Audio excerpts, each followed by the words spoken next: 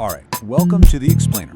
Today, we're going to decode the very strange, very new reality of the music industry. You might want to forget everything you thought you knew about what it takes to make a hit, because, well, the rules have completely changed.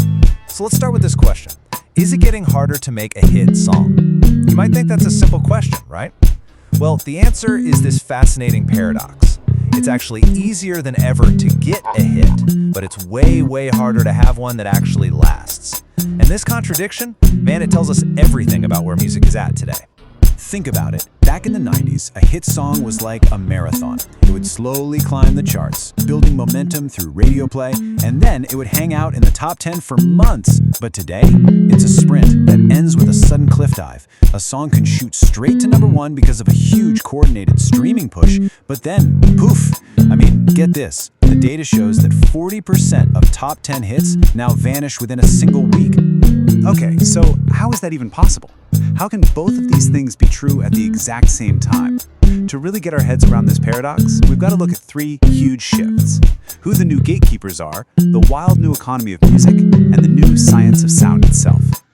First up, who actually decides what becomes a hit these days? Well, the power has moved from a few people in corner offices to this vast, invisible network of code.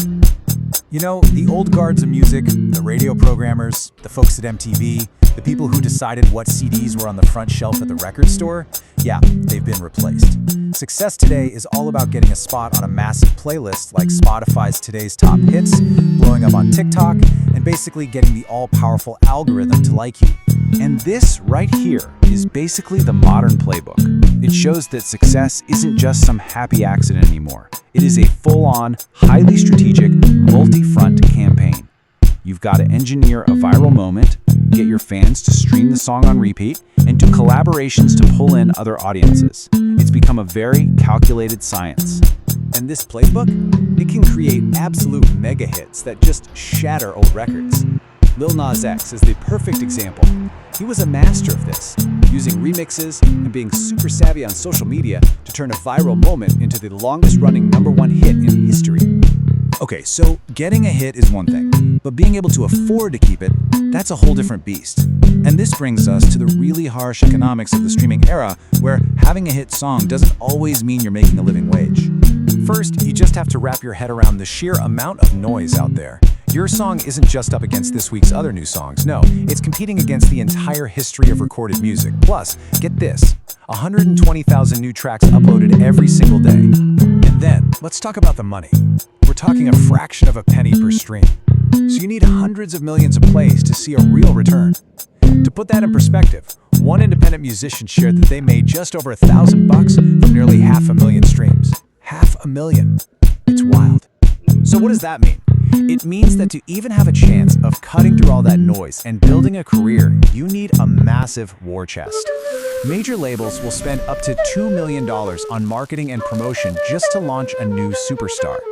So the reality we're looking at is this. The gap between just being a hobbyist and becoming a global star, well, it's turned into a massive financial canyon. It's not just pay to play anymore. It's pay to stay. If you don't have that constant marketing money, even an amazing song can get totally buried by the algorithm in just a few weeks. All right, so let's shift gears and talk about something really fascinating. How this new economy has literally changed the sound of the music we're all listening to. See, hits aren't just written anymore, they're engineered to be as catchy and sticky as possible. And this right here, this psychological theory is basically the secret key to the whole thing. Our brains love patterns, but if they're too predictable, we get bored. But if they're too complex, it just sounds like noise.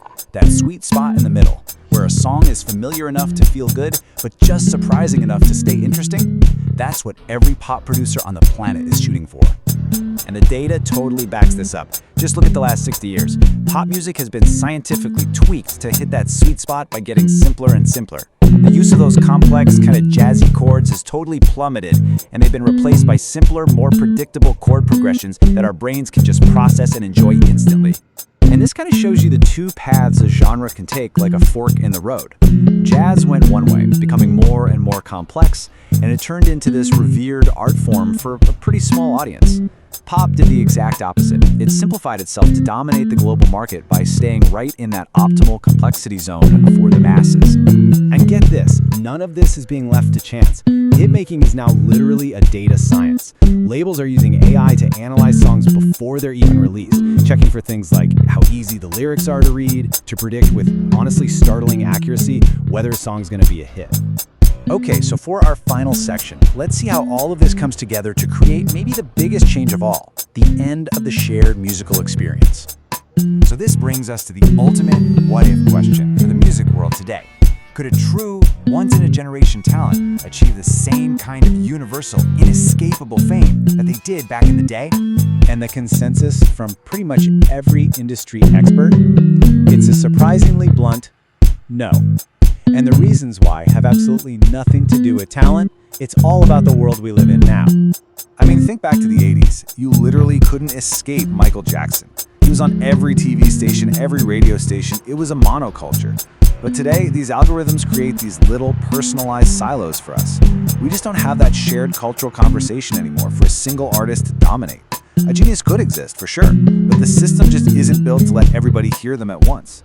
And what this really shows us is that the very definition of fame has changed. Even for the biggest stars today, like Taylor Swift, it's a different kind of dominance. It's incredibly deep, but it's also narrower. It's driven by a super mobilized fan base, not that broad, you can't escape it cultural saturation of the past. And so that leaves us with this final kind of provocative thought. For all of us, really. We have more music available to us than at any point in human history.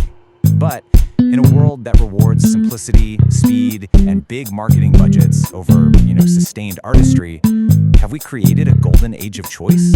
Or have we just created an ocean of noise where even a genius can't be heard?